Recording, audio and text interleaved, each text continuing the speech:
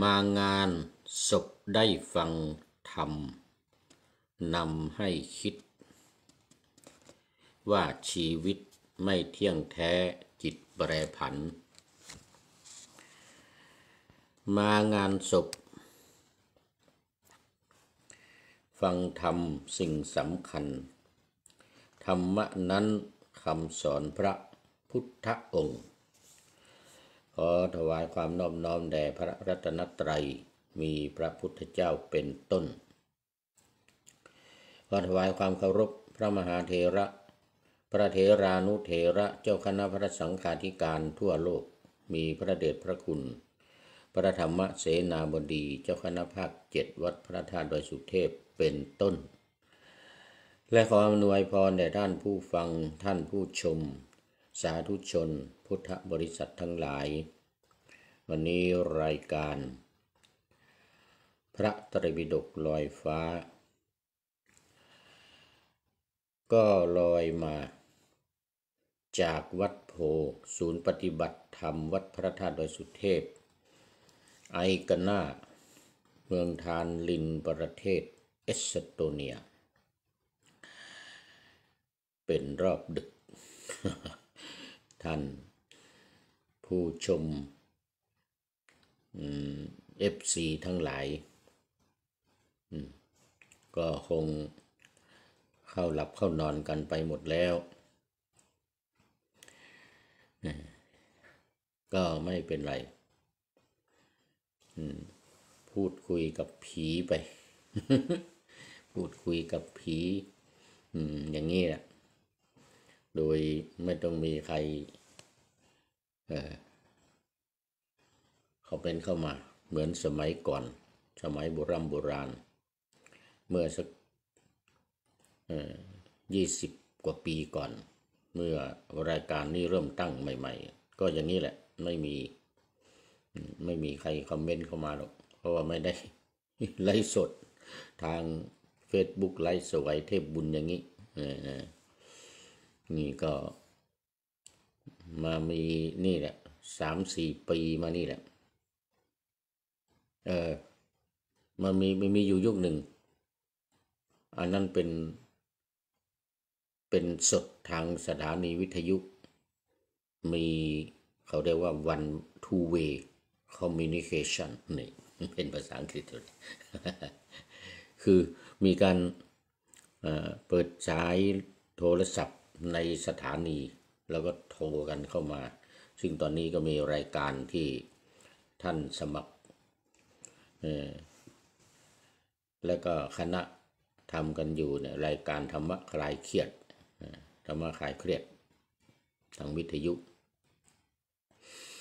นั้นมีการเปิดสายให้โทรศัพท์เข้ามาพูดคุยกันสมัยนั้นจัดมันยาวนาน4 ทุ่มถึงตี 3อ่ะ 4 ทุ่มถึงตี 3 4 ทุ่ม5 6 1 2 3 5 ชั่วโมงแต่ว่ามีการพักเป็นชั่วโมงไปนะจัดไม่ถึงชั่วโมงหรอกประมาณ50 นาทีก็พักเปิดเพลงแล้วก็บันทึก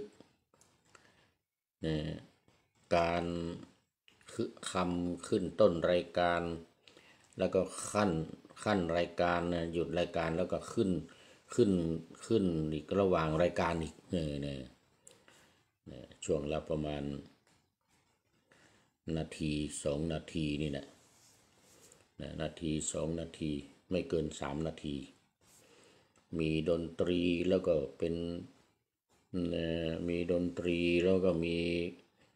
ข้าวนี่อย่างเหมือนว่าวันก่อนนี่เอาข้าวเก่าๆมาว่า ข้าวเก่าๆที่แต่งไว้สมัยก่อนนั้นจัดรายการนี้มันเป็นภาษาล้านนาหมดอันนั้นขึ้นต้นลงท้ายระหว่างรายการขึ้นต้นระหว่างรายการลงท้ายระหว่างรายการเนี่ยนะจะมีเป็นอย่างเป็นชุดๆไปบันทึกไว้แล้วเอามาเปิด ขึ้นต้นก็เปิดเราไม่ได้ว่าอย่างนี้หรอกเนี่ยไม่ได้ว่าสดๆอย่างนี้ อันนี้นี่มาเขียนขึ้นใหม่ว่าเอาใหม่แล้วก็ไม่มีดนตรีสมัยนั้นต้องมีดนตรีนำขึ้นก่อนเบาเสียงดนตรีลงแล้วก็ว่าใส่ไว้เอาอย่างนี้แหละเปิดต้นต้นขึ้นต้นก็หมายถึงว่าในชั่วโมงนั้นเลยนะพอ50 นาทีนี่ก็เปิดเปิดเพลงแล้วก็เปิดอำลาตอน อำลาเป็นตอนไปนะแล้วก็ในช่วงที่หยุดนะพักดื่มน้ำพักเตรียมดูข้อมูลอะไรเนี่ยพักเตรียมดูข้อมูลเนี่ยก็เปิดเพลง เพลงนี้ก็เป็นเพลงธรรมะแล้วก็เป็นเพลงที่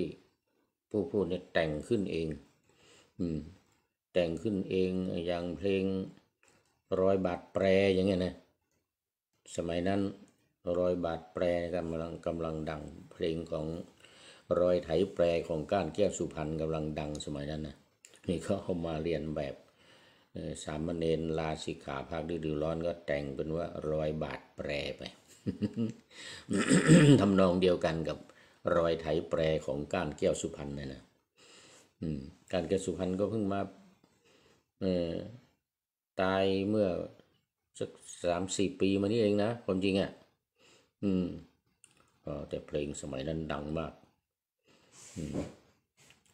สาวสวนแตงอย่างนี้แล้วก็อะไรสมัยนั้น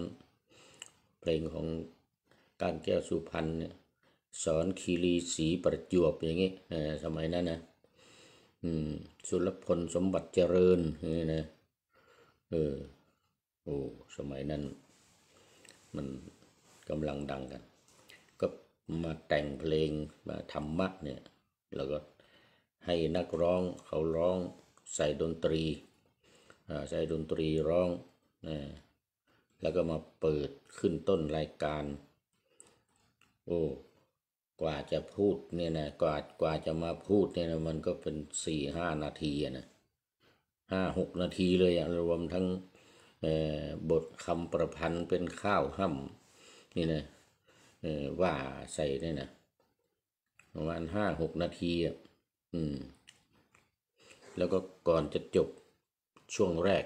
25 นาทีเนี่ย50 นาทีเนี่ยนะก็มีการเปิดเนี่ยคำลงท้ายช่วงพัก10 นาทีนั่นก็เปิดเพลงอย่างน้อย3 เพลงเพลงละประมาณ3 นาทีรวมดนตรีด้วยอะไรด้วยเนี่ยมันก็10 นาทีพอดีแล้วก็เปิดเพลงเริ่มต้นรายการเนี่ยแล้วก็ว่าข้าวห่ำเริ่มต้นรายการที่บันทึกไว้นะเปิดมาอย่างนี้นะ ตอนที่2ตอนที่3ตอนที่4ก็จะมีอยู่4 ตอน5 ชั่วโมงนะมันจะมีอยู่4 ตอนหยุด4 ครั้งแล้วก็เปิดสายให้ผู้ฟังโทรกันเข้ามาอีก15 นาทีนะก่อนที่จะหยุดแต่ละตอนเนี่ยนะเปิดให้โทรกันเข้ามา15 นาทีพูดจริงๆเนี่ยมันก็จะประมาณ25 นาที25ไม่ถึง30หรอกเมื่อเอาเพลงออกเอาอะไรออกเมื่อหักเพลงออกหักคำขึ้นต้นคำลงท้ายอะไรออกแล้วเนี่ยนะมันก็จะเหลือประมาณนี้พูดธรรมะพูดเนี่ยพระไตรปิฎกเนี่ยนี่ผ่านมา20 กว่าเล่มเลยนะ 20 กว่าเล่มเนี่ยทีนี้ก็มายุคนี้แหละ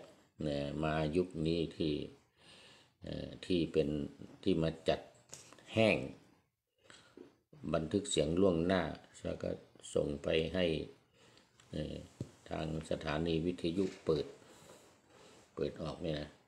มันก็เลยไม่มีคนเปิดโทรศัพท์ไม่ได้เปิดสายไม่ได้ คนโทรเข้าไม่ได้แต่มามี Facebook ไลฟ์สดนี่มาเปิด Facebook ไลฟ์สดนี่ก็มีคอมเมนต์เข้ามาถ้าจัดในตอนกลางวันบางทีมันก็ตอนกลางวันมันก็ไม่ค่อยมีเวลาอย่างวันนี้ก็ได้แค่3-4 รายการนั้นก็เป็นจุกจุกจิกจิกอะไร คนนั้นมาคนนี้มาทำวัดสวดมนต์อะไรไปคุยกันไปมาตอนกลางคืนนี้ก็จะได้อีกสักประมาณ3-4 รายการนี่ก็เปิดสายก็เปิดใน Facebook Live นะคอมเมนต์กันเข้ามาได้แต่ก็มันดึกแล้ว มันดึกแล้วก็เลยเหมือนกับสมัยก่อนที่จัด5 ชั่วโมงแต่ว่าตอนดึกก็มันก็มีบ้างไม่มีบ้างนะที่ two way communication เนี่ยนะมื่อนี้คนไม่หลับไม่นอนคนที่นอนดึกคนทำงานตอนดึกโทรกันเข้ามาก็มีพวกยาม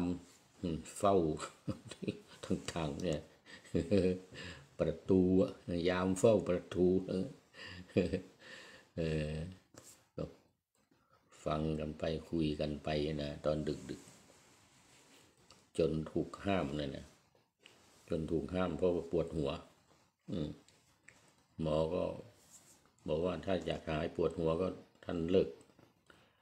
จัดตอนดึกๆเพราะมันเป็นเวลาหลับเวลานอนมันแล้วมันทุกวันด้วยสมัยนั้นนะจัดทุกวัน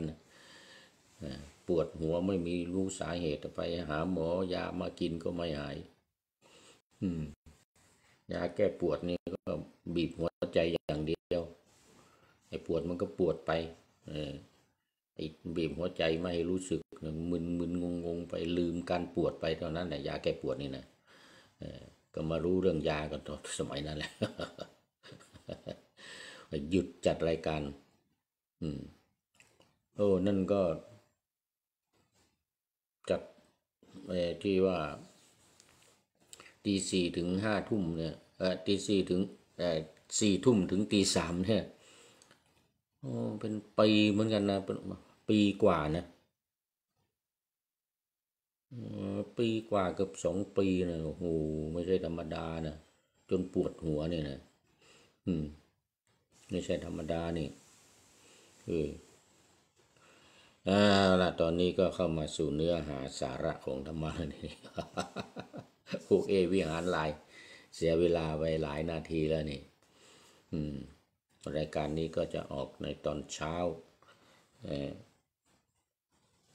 ที่วิทยุนะตอนเช้า8 นาฬิกาถึง 9 นาฬิกา5 สถานีมี4 สถานีออกตอนเช้าแล้วก็มีวัดพระธาตุดอยสุเทพ5 ทุ่มถึงเที่ยงคืนตอนนี้จบไปแล้วเนี่ยตอนนี้จบไปแล้ว5 ทุ่มถึงเที่ยงคืนนี่ทุกวันเนี่ยแล้วก็อีก4 สถานีคือวัดฝายหินวัดปากทางเจริญวัดฝายหินอำเภอเมืองปากทางเจริญอำเภอดอยหล่อแล้วก็วัดพระพุทธบาทอุดมนี่อำเภอฝางจังหวัดเชียงใหม่หมดอันนี้นะมีแต่สุดท้ายจังหวัดลำปางสถานีวิทยุมจร.วิทยาลัยสงฆ์นครลำปางก็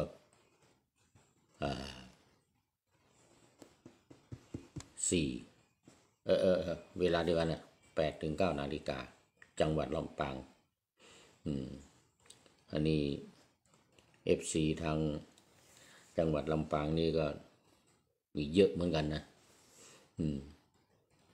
เข้ามา FC ตัวจริงก็หลายท่าน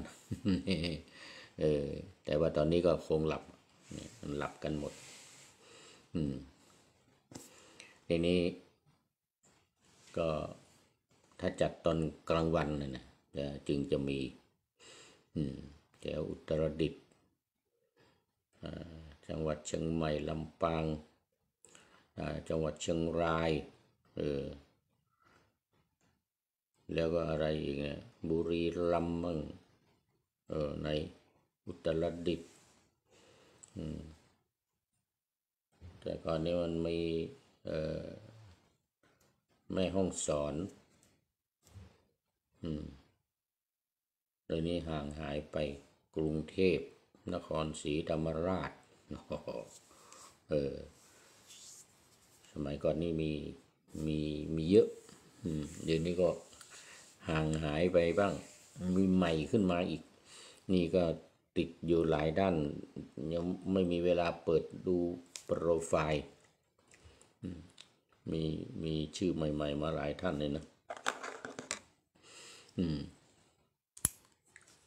ไม่ได้เปิดดูโปรไฟล์308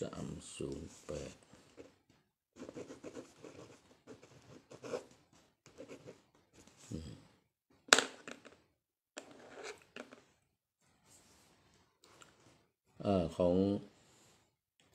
พระธาตุดอยสุเทพซึ่งก็มีตอนนี้ยังไม่หลับมีที่อังกฤษยังไม่ดึกอาจารย์กายเขาสาธุครับผม นึกว่าไม่มีใครแล้ววันนี้อาจารย์หานรงค์โสภณธรรมโมวัดพระสิงห์UKสาธุครับผมเนี่ยก็เห็นวันนี้โยมแม่ลืมชื่อไปประชาสัมพันธ์กระเบื้องมุงหลังคาลืมชื่อไปเนี่ยลืมชื่อไปเพราะว่ามันเท่าแก่แลมนแล้วครับ นึกชื่อไม่ออกนามสกุลยาวๆอยู่นะมาถือศีลกินเจนอนวัดอยู่บ่อยถวายความเคารพครับผมติดตามตลอดครับผมโอ้ขอบคุณมากขอบคุณมากโยมแม่อะไรเนี่ยโยมแม่อะไรที่ประชาสัมพันธ์กระเบื้องมุงหลังคาเนี่ยกระเบื้องมุงหลังคาเดี๋ยวมีสตังค์จะร่วมบริจาคจะร่วมบริจาคไปอยู่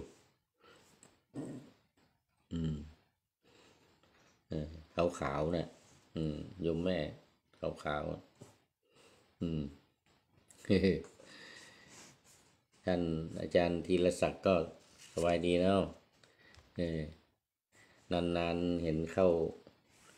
รายการมาทีหนึ่งแม่แดงมาลามณีมณี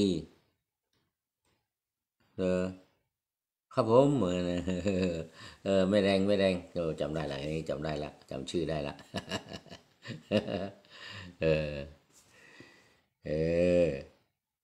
เดี๋ยวก่อนเดี๋ยวมีสตังค์ก่อนจะร่วมบริจาคกระเบื้องมุงหลังคาโบสถ์บอกมีล่มได้มีล่มเย็นเป็นสุขเหมือนกันนะ พูดเก่งด้วยนะแม่แดงนี่นะโอ้นี่น่าจะกำลังเที่ยงคืนมั้งเนี่ย5 ทุ่มแล้วเนี่ยที่อังกฤษที่นี่ยังเดี๋ยวที่นี่3 ทุ่มที่อังกฤษก็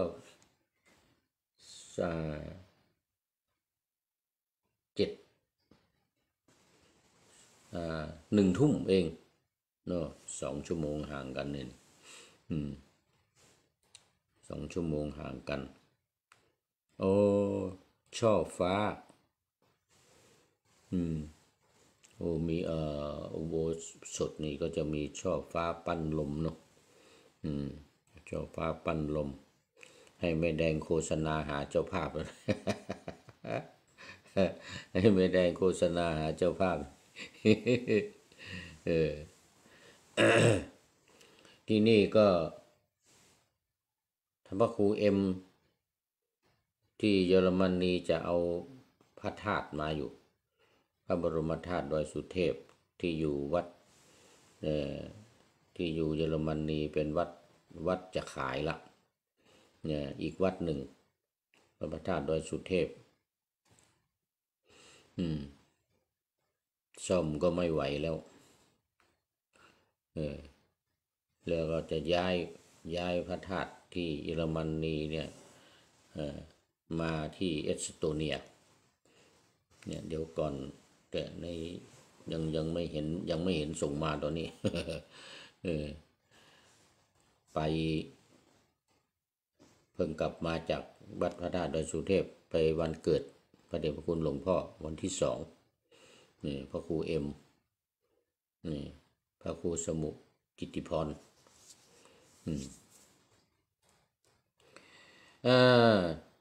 แล้วตอนนี้ก็เข้ามาสู่สูตรใหม่ขึ้นสูตรที่4วันนี้ตติยสมณพราหมณสูตรมันมีอยู่4มันมี1 2 3เนี่ย1 2 3อันนี้เป็นตติยะละที่ผ่านไปแล้วเป็นปัทมทุติยพราหมณสูตรนี่ซึ่งอยู่ในพระสุตตันตปิฎกสังยุตตนิกายสลายตนวรรคเวทนาสังยุตตอนนี้ยังอยู่ในเวทนาสังยุตแล้วก็มาตอนนี้สูตรที่9สมณพราหมณสูตรตติยสมณพราหมณสูตรว่าด้วยสมณพราหมณ์สูตรที่3ข้อที่277อยู่ในหน้าที่308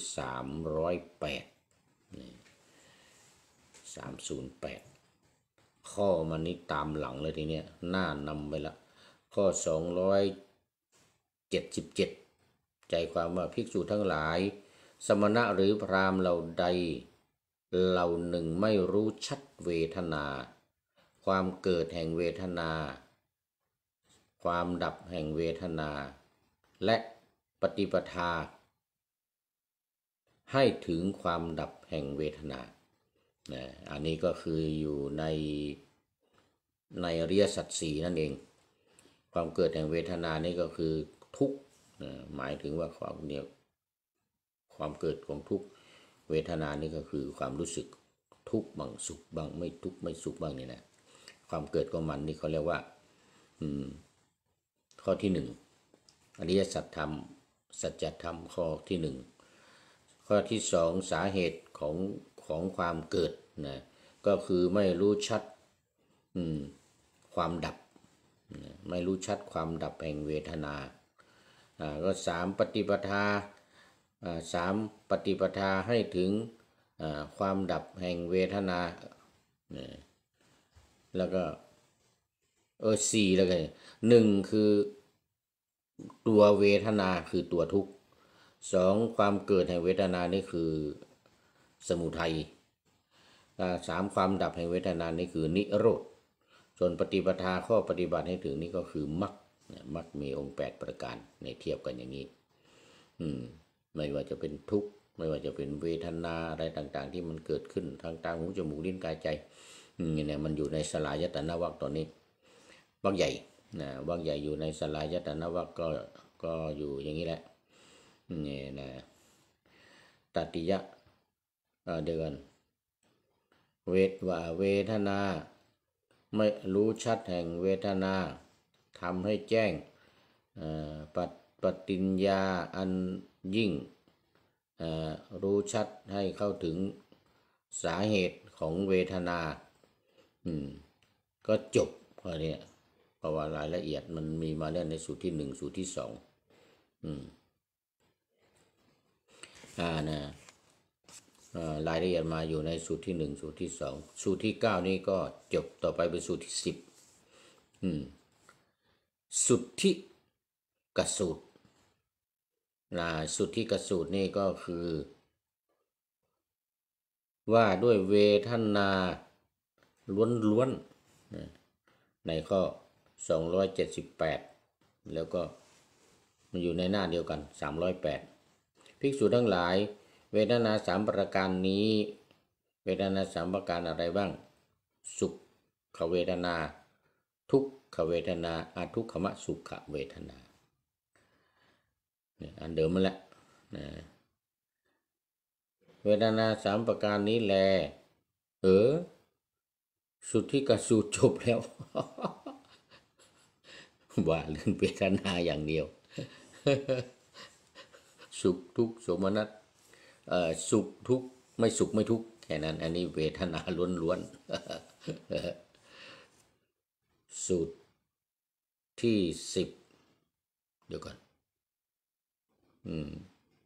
สุทธิกะนี่นะจบแล้ว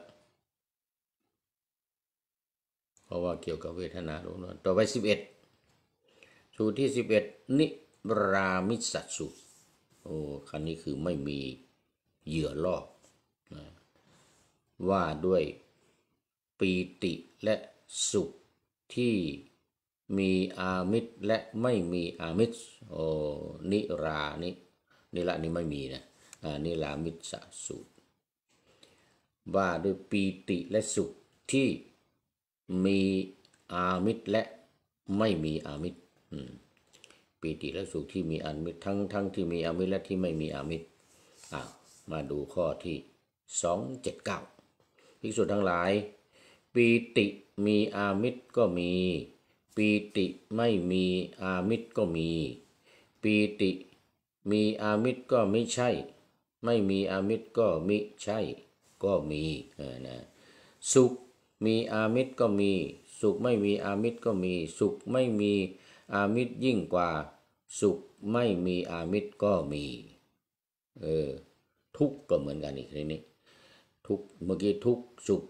แล้วก็อทุกขมสุขเวทนาที่มีอามิตรก็มีไม่มีอามิตรก็มีอามิตรก็ไม่ใช่ไม่มีอามิตรก็ไม่ใช่ก็มีเหมือนกันนะวิมุตติมีอามิตรก็มีไม่มีอามิตรก็มีก็คือเหยื่อล่อเนี่ยนะหมายถึงกามคุณที่มันที่เกิดทำให้เกิดความสุขทำเกิดปีติทำให้เกิดอธิโมกข์นะทั้งที่มีอามิตรและไม่มีอามิตร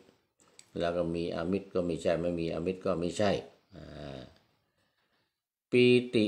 มีอามิตรเป็นอย่างไรนี่กามคุณ5ประการคือกามคุณ5ประการนี้รูปที่พึงรู้แจ้งทางตาที่น่าปรารถนาน่าใคร่น่าพอใจชวนให้รักชักให้ใคร่พาใจให้กำหนัดนี่ก็เป็นส่วนของรูปเวทนาสัญญาสังขารวิญญาณก็เหมือนเดียวกันเหมือนเดียวกันโผฏฐัพพะที่พึงรู้แจ้งทางตาน่ารักน่าใคร่ชวนให้รักชักให้ใคร่พาใจให้กำหนัด ก็เช่นเดียวกันโผฏฐัพพะธรรมารมณ์ที่เกิดกับใจก็เหมือนเดียวกันภิกษุทั้งหลายกามคุณ5ประการนี้ปีติที่อาศัยกามคุณ5ประการนี้เกิดขึ้นนี้เราเรียกว่าปีติมีอามิตรนะคือภิกษุในธรรมวินัยนี้เนี่ยสงัดจากกามและอกุศลธรรมทั้งหลายแล้วบรรลุปฐมฌานที่มีวิตกวิจารปิติและสุขอันเกิดจากวิเวกอยู่เพราะวิเวกพิจารณาระงับไปเธอบรรลุตติยฌานมีความผ่องใสในภายในมีภาวะที่จิตเป็นหนึ่งผุดขึ้นไม่มีวิตกไม่มีวิจาร มีแต่ปีติสุขอย่างนี้เรียกว่าประกอบด้วยสมาธิที่มีอามิตรนี้เราเรียกว่าปีติมีอามิตรปีติไม่มีอามิตรเป็นอย่างไรปีติที่ว่ายิ่งกว่าปีติไม่มีอามิตรเป็นอย่างไรคือปีติที่เกิดขึ้นแก่พระขีณาสพผู้พิจารณาจิตที่หลุดพ้นจากราคะผู้พิจารณาจากราคะจิตที่หลุดพ้นจากโทสะผู้พิจารณาจิตที่หลุดพ้นจากโทสะนี้เราเรียกว่าปีติไม่มีอามิตรสุขมีอามิตรเป็นอย่างไรก็คือกามคุณห้าอีกกามคุณห้านี้คือรูปที่พึงรู้แจ้งทางตาน่ารักน่าใคร่น่าพอใจชวนให้ใคร่ชักให้ใคร่ชวนให้พอใจพาใจให้กำหนัดในส่วนของรูปเสียงกลิ่นรสก็คือเช่นเดียวกันโผฏฐัพพะรูปเสียงกลิ่นรสโผฏฐัพพะก็คือกามคุณทั้งห้านี้ที่ชวนให้รักชักให้ใคร่ทำให้เกิดความพอใจคือภิกษุในธรรมวินัยนี้เนี่ยสงัดจากกามคุณและอกุศลทั้งหลายมีกามคุณห้าเป็นต้นนี้เกิดขึ้นเราเรียกว่าสุขมีอามิตรถ้าสงัดจากอามิตรสงัดจากกามคุณห้าก็เรียกว่าสุขที่ไม่มีอามิตรภิกษุทั้งหลายนี่แหละเรียกว่าปีติและสุขอันเกิดจากวิเวกอยู่เพราะวิตกวิจารไม่มีเธอก็บรรลุทุติยฌานก็หมายถึงว่าวิตกวิจารมันเป็นของเป็นวิตกวิจารนี่มันเป็นปฐมฌานพอวิตกวิจารไม่มีก็เรียกว่าผ่านปฐมฌานเหลือแต่ปีติกับความสุขก็ยังอยู่ในทุติยฌานและตติยฌานพอปีติหมดจางคลายหายไปหรือเราทำให้มันหมดไปเหลือแต่ความสุขแล้วก็เอกคตารมณ์มีอุเบกขาคอยกำกับอยู่นี้เรียกว่าได้ทุติยฌานแต่อยู่ในตติยฌานมีความสุขกับเอกคตารมณ์พอหมดความสุขก็เหลือแต่อุเบกขากับใจเป็นหนึ่งจิตที่เป็นหนึ่งเรียกเอกคตารมณ์เรียกว่าผ่านได้ตติยฌานทีนี้พอได้ตติยฌานขอต้อนรับท่านอาจารย์พระครูประหลัดณรงค์ฤทธิ์ทองแม้นกราบถวายความเคารพครับโอ้โหนี่ไม่หลับนะนี่ตีหนึ่งจะครึ่งแล้วครับเดชพระคุณอยู่ในกรุงเทพหรือเปล่าเนาะนี่หรืออยู่ที่สุรินทร์เนี่ยในกรุงเทพเพราะว่าตอนนี้กลางพรรษาเนี่ยสาธุครับผมเนี่ยอันนี้ก็หรือว่ากำลังเลิกจัดรายการก็กำลังหยุดจัดรายการก็ไม่รู้นะเข้ามาเป็นเพื่อนกันนี่ตอนดึกวันนี้จัดในรอบดึกเพราะว่าวันพรุ่งนี้มี4รายการก็จริงแต่ว่าต้องจัด5ครั้งเพราะว่านาวาวังทองมันจะมีภาคบ่ายอีก1ชั่วโมงมันก็เลยเป็น4รายการ5ครั้งตอนเช้า30นาทีแล้วตอนบ่าย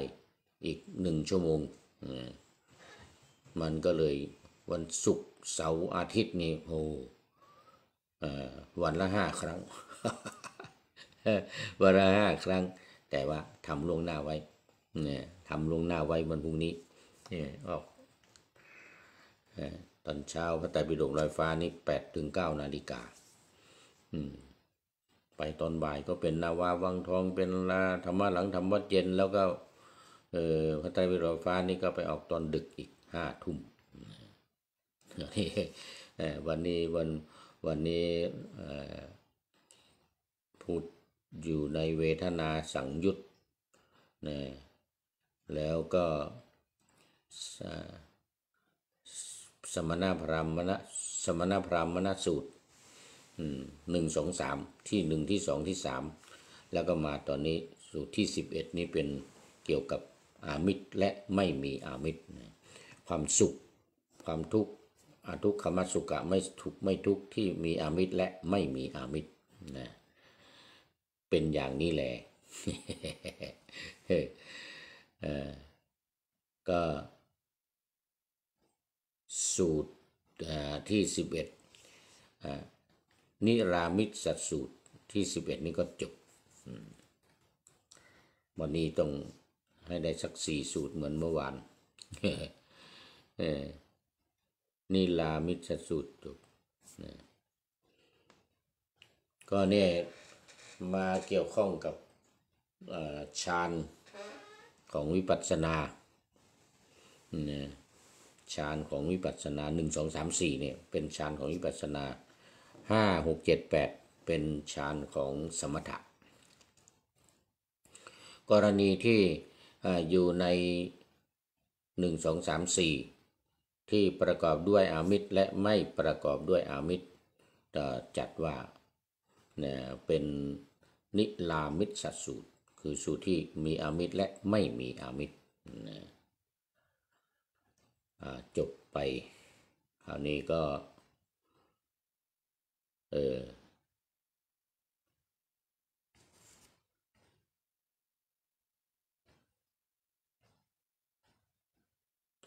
11 สูตรจบพอดีเลยนี่แหละมิสสูตรสูตรที่11จบรวมพระสูตรที่มีในวรรคนี้ก็คือสีวกสูตรนี้ปริภาชกสีวกะอัฏฐสตสูตร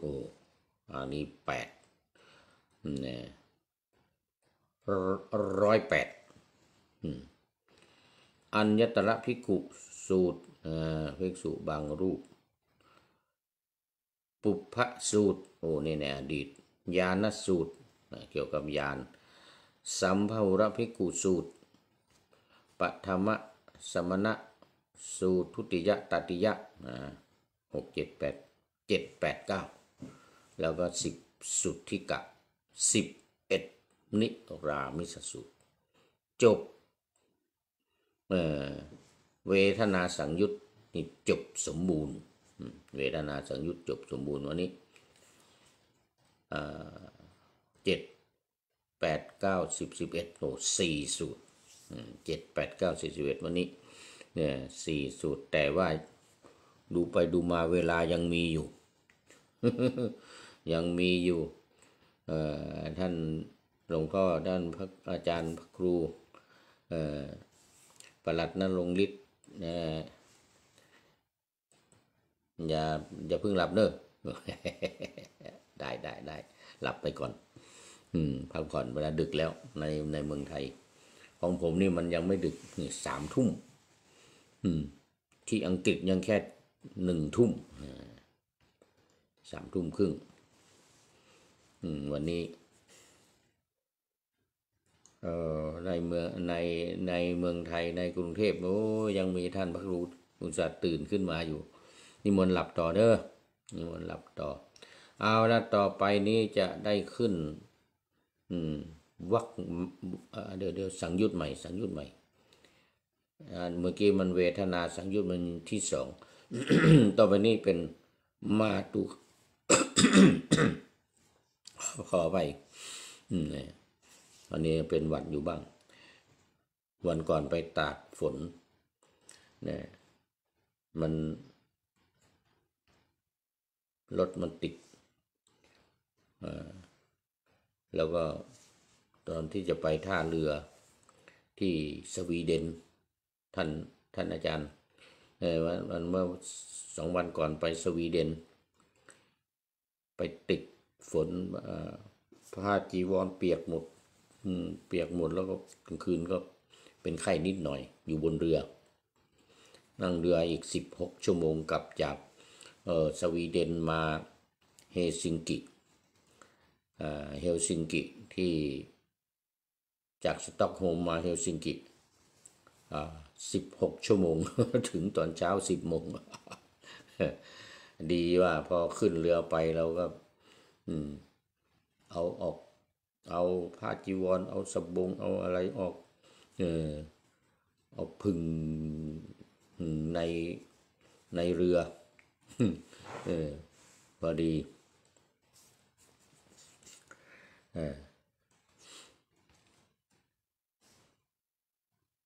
จนมันแห้งตื่นมาตอนเช้า แล้วก็อยู่อีกถึง10 โมงเช้ามาถึงวัดพุทธารามมาถึงเฮลซิงกิไปวัดพุทธารามที่พระเดชพระคุณหลวงพ่ออาจารย์มหานวลจากบุรีรัมย์หลวงพ่อจากบุรีรัมย์นะหลวงพ่อจากบุรีรัมย์อาจารย์มหานวลท่านพระครูสิริญาณวิเทศโอ้หลวงพ่อเมตตามากให้รถไปรับไปส่ง4 เที่ยว จากท่าเรือมาวัดพุทธารามนะ40 นาทีนะ40 ถึง 45 นาทีจากท่าเรือมาส่งท่าเรืออีกแล้วกลับมาเอสโตเนียเมื่อวานนี้ตอนนี้ก็มา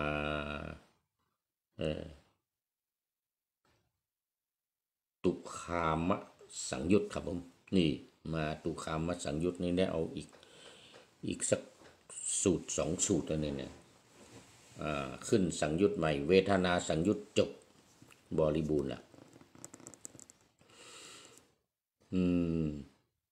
มาตุคามสูตร มาตุคามสังยุตแล้วก็ปฐมไปยานระวรรคหมวดว่าด้วยไปยานหมวดที่1มาตุคามสูตรว่าด้วยมาตุคามที่ไม่น่าพอใจและน่าพอใจของบุรุษคือผู้หญิงที่พอใจและไม่พอใจของบุรุษว่าโดยมาตุคามผู้หญิงนี่มาในข้อที่280พอดีเลยทีนี้เมื่อกี้79พระผู้มีพระภาคตรัสว่าภิกษุทั้งหลายมาตุคามสตรีวงเล็บสตรีประกอบด้วยองค์5ย่อมไม่น่าพอใจอย่างยิ่งสำหรับบุรุษองค์5นี่เป็นองค์ที่ไม่ค่อยดีมาตุคาม5อย่าง1รูปไม่สวย2ไม่มีโภคสมบัติ3ไม่มีศีล4เกียจคร้าน5ให้บุตรแก่เขาไม่ได้เป็นหมันนี่เรื่องมันมาตุคามประกอบด้วยองค์5นี้ย่อมไม่น่าพอใจอย่างยิ่งสำหรับบุรุษไอ้ที่สำคัญข้อที่1นี่ รูปไม่สวยหน้าตาไม่สวยอันนี้เป็นสาเหตุกรรมในภพก่อนในชาติก่อนนะคือไม่มีศีลเป็นคนที่ไม่มีศีลไม่รักษาศีลไม่ดีศีลด่างศีลพลอยบกพร่องเกิดมาในชาตินี้ก็เลยเป็นคนที่หน้าตาไม่สวยไม่งามเพราะฉะนั้นผู้หญิงสังเกตดูสตรีที่หน้าตาสวยงามในชาตินี้เนี่ยชาติก่อนเป็นผู้ที่มีศีลรักษาศีลบริสุทธิ์ผุดผ่องแล้วก็อีกอย่างหนึ่งความโกรธนี่ทำให้ไม่สวยไม่มีศีลแล้วก็มีความโกรธ เหมือนวันก่อนมีบทประพันธ์ของท่านนายพลนเรศจิตลักษณ์มาเรียนทำ8 ประโยคอดีตอนุศาสนาจารย์ที่กองพลที่33ที่จังหวัดเชียงใหม่ค่ายกาวิระเขียนไว้ว่าอันสตรีไม่มีศีลก็สิ้นสวยบุรุษด้วยไม่มีศีลก็สิ้นสีพระภิกษุไม่มีศีลก็สิ้นดีข้าราชการศีลไม่มีก็หยาบคายนี่ของท่านนายพลนเรศจิตลักษณ์ในโลกนี้นะท่านพระครูไม่มีใครที่เขียนกลอนถูกใจผม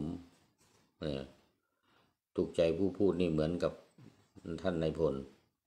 นเรศจิตลักษณ์นี่เลยมีคนเดียวในโลกอันดับ1เขียนถูกใจมากเพราะมันถูกกับจริตถูกตรงกับความคิดตรงกับอุดมการณ์ตรงกับความคิดตรงกับอุดมการณ์อย่างที่ว่าบ่อยๆนี่ที่ว่าบ่อยๆเนี่ยตรงกับความคิดของเราตรงกับอุดมการณ์ของเราแล้วก็ความประพฤติของเรานี่นะอะไรที่ว่า ที่ว่าโอ้นี่ลืมไปนี่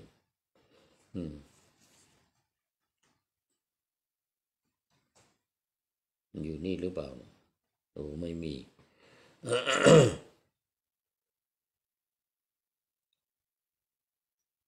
ที่ว่าไม่หยาบเดี๋ยว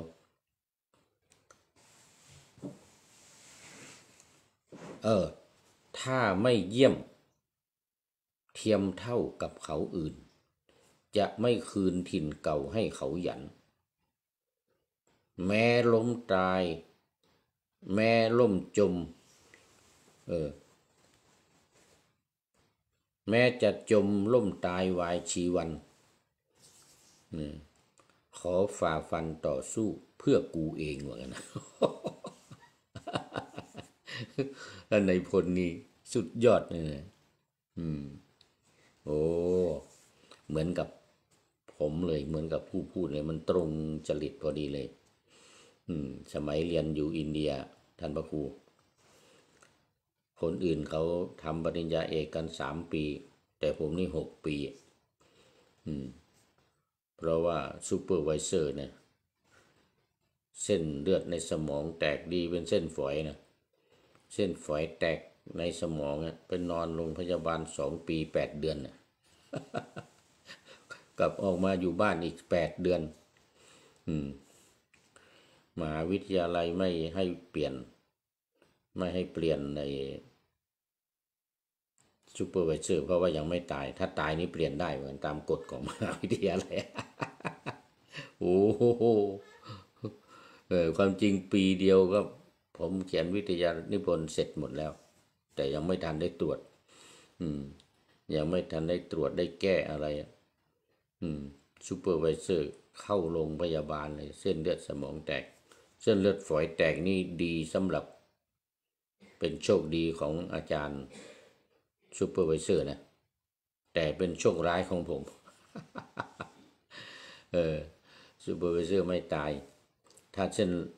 นเลือดใหญ่ก็ไปแล้วนี่แล้วก็จะดีต่อผมคือจะได้เปลี่ยนซูเปอร์ไวเซอร์จะได้จบ3 ปีเหมือนคนอื่นๆเขา3 ปีเขาก็จบกันแล้วเขาบวกกลับมาหมดแล้วเนี่ยให้เราอยู่อีก3 ปีแต่ว่าต้องอดทนไม่ยอมกลับถ้าไม่จบนะไม่กลับถิ่นเก่าให้เขาหยัน ถ้าไม่เยี่ยมเทียมเท่ากับเขาอื่น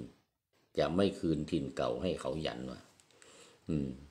แม้จะจมล้มตายวายชีวันขอฝ่าฟันต่อสู้เพื่อกูเอง ท่านนายพลนะ นเรศจิตหลักนี่เขียนถูกใจมากนี่ถูกจริตถูกอุดมการณ์ของ ลองเข้ามาอีกคนหนึ่งที่ถูกใจคือกฤษณาวดีท่านอาจารย์ดร.พระมหาไพเราะกฤษณวัดมหาธาตุตอนนี้เป็นเจ้าอาวาสอยู่วัดสระแก้ว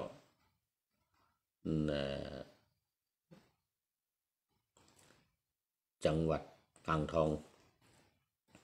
อดีตเจ้าคณะอำเภอป่าโมกที่วัดสระแก้วเนี่ยตอนนี้เป็นเจ้าคุณนะท่านเจ้าคุณวชิระศิกขาการอดีตเจ้าคณะอำเภอตอนนี้อายุ80กว่าแล้วเกษียณละเดี๋ยวยังเป็นเจ้าอาวาสอยู่ที่วัดสระแก้วใช้นามปากกาวกฤษณาวดีเขียนบทประพันธ์นี้ถูกใจมากเป็นอันดับ2รองจากท่านนายพลนเรศจิตลักษณ์เลยทีเดียวบอกวันนี้รุ่งพรุ่งนี้ร่วงดวงไม่แน่วะเนี่ยวันนี้แย่พรุ่งนี้ยังกลับดังได้วันนี้ดังพรุ่งนี้ดับกลับเปลี่ยนไปจงจำไว้ทุกชีวิตอนิจจัง โอ้สุดยอดเหมือนกันนักประพันธ์กลอนในดวงใจแต่ถ้าเป็นประเภทโครงสีสุภาพก็ไม่มีใครเหนืออะไรที่เอาเท้าเขียนบนแผ่นดินน่ะสีปราดธรณีนี้เป็นพยานเลยนะเราก็ศิษย์มีอาจารย์หนึ่งบ้างเราผิดท่านประหารเราชอบเราบอกผิดท่านมาล้างดาบนี้คืนสนองนี่มีอยู่ครั้งหนึ่งมีคนมาหยามเหยียดหยามผมเนี่ยเหยียดหยามโอ้ตอนนั้นเอาหนักนะเหยียดหยามว่าโอ้พระภาคเหนือเนี่ยกินข้าวเย็นเป็นอาบัติปาจิตตีมานะโอ้เล่นหนักเลยผมก็เอาบ้างบอกโอ้เนี่ย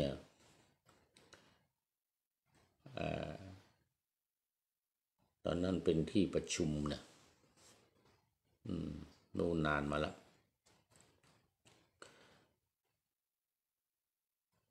รู้สึกจะโน่นนานสมัยอยู่มหาจุฬาโน่นนะ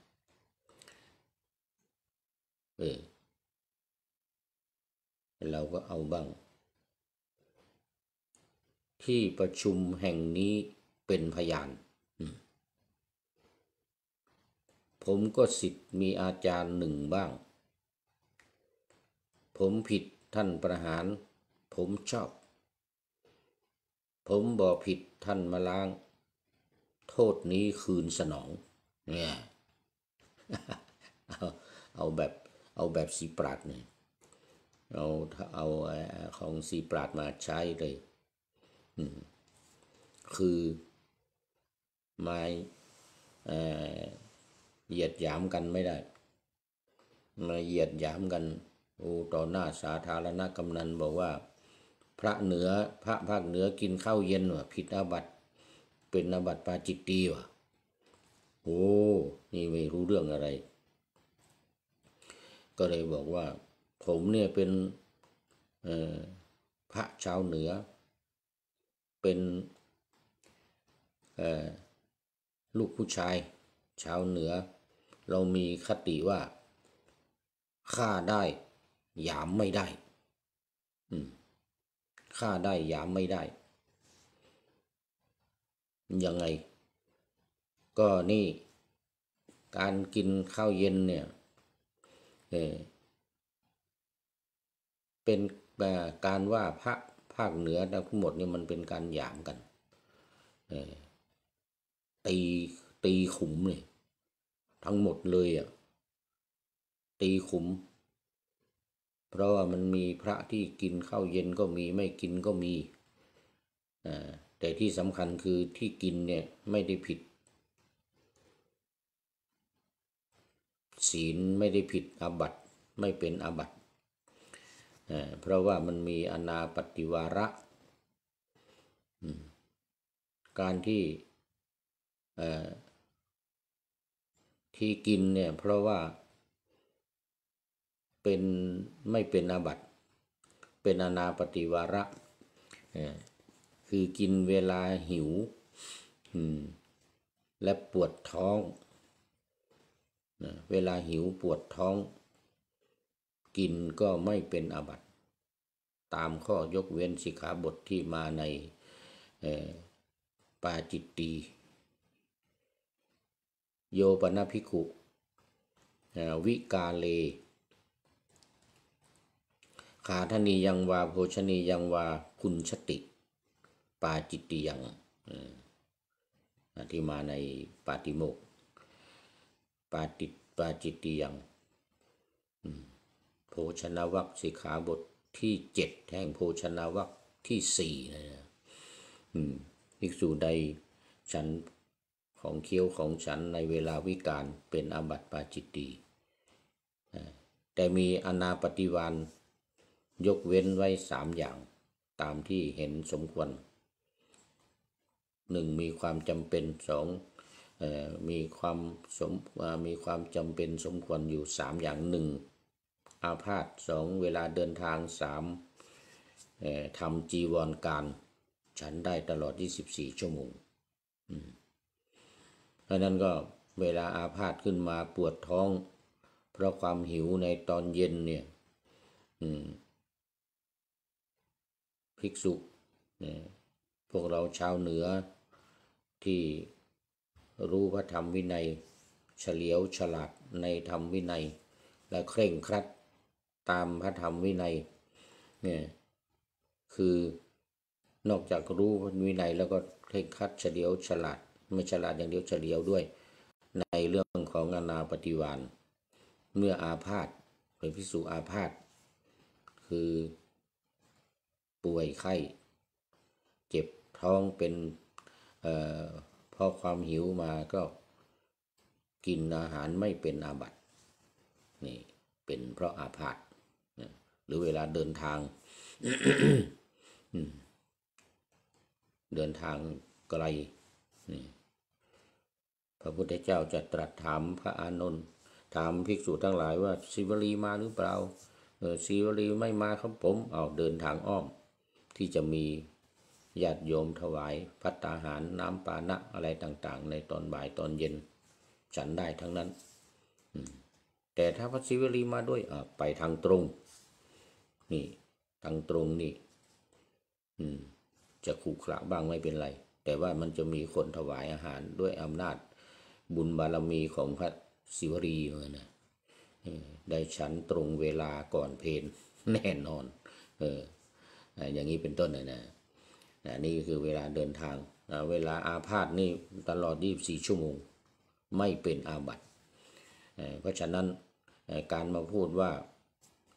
พระภิกษุภาคเหนือกินข้าวเย็นเป็นอาบัตินี่ถือว่าเป็นการหยามน้ำหน้ากันกล่าวตู่พระธรรมวินัยด้วยว่าไม่เป็นอาบัติว่าเป็นอาบัติเป็นการกล่าวเท็จมุสาวาทสิกขาบทที่1โยปนภิกขุมุสาวาทังวัฏติปาจิตติยังภิกษุกล่าวเท็จเป็นอาบัติปาจิตตีนี่เห็นไหมเพราะฉะนั้นศรีปราดเขียนว่าธรณีนี้เป็นพยานเราก็ศิษย์มีอาจารย์หนึ่งบ้างเราผิดท่านประหารเราชอบเราบอกผิดท่านมาล้างดาบนี้คืนสนองเจ้าผู้ครองนครศรีธรรมราชก็ถูกดาบคืนสนองตายสวรรคตไปฉันใดนะภิกษุที่ว่า ภิกษุภาคเหนือกินอาบัติฉันข้าวเย็นเป็นอาบัตินี่ก็แต่ว่าเป็นการกล่าวตู่พระธรรมวินัยพูดเท็จเป็นอาบัติปาจิตตีเนี่ยที่ผมพูดว่าที่ประชุมแห่งนี้เป็นพยานผมก็ศิษย์มีอาจารย์หนึ่งบ้างผมผิดท่านประหารผมชอบผมไม่ผิดท่านมาล้างโทษนี้คืนสนองก็คืนกับท่านผู้พูดเป็นอาบัติปาจิตตีพูดเท็จฉันนั้นเหมือนกันจบ วันนี้ก็จบหมดเวลาพอดีเลยท่านพระครูณรงค์ฤทธิ์พระครูประหลัดณรงค์ฤทธิ์ทองแม้นก็เป็นท่านสุดท้ายเข้ามาสู่เส้นชัยของรายการในวันนี้ขอบคุณเป็นอย่างยิ่งขอนำรายการพระไตรปิฎก